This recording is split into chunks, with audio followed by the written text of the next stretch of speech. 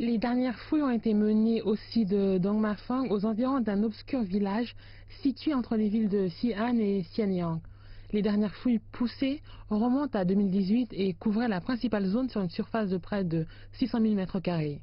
Des poteries et tuiles ont été retrouvées avec des inscriptions identifiant les constructeurs officiels de l'Empire des Qin qui a unifié la Chine il y a plus de 2 millions de cela. Nous avons suffisamment de preuves pour prouver que ces artefacts remontent à bien plus tôt que tous les autres objets excavés au site du palais de Xiangyang. L'argile utilisée pour les tuiles est similaire à ce qui est utilisé dans un site à proximité.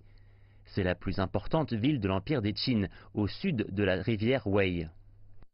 Les archéologues pensent que le site était le bastion d'un seigneur local du nom de Zhang Han. L'éphémère empire des Qin commença à s'effondrer aux alentours de 200 ans avant Jésus-Christ. Mais avant, Zhang Han se rangea du côté d'un chef rebelle et fut octroyé le titre de prince Yuan. Sa forteresse, située à proximité de l'ancienne capitale de l'empire des Qin, Xiang'an, fut ensuite conquise et absorbée par l'empire des Han.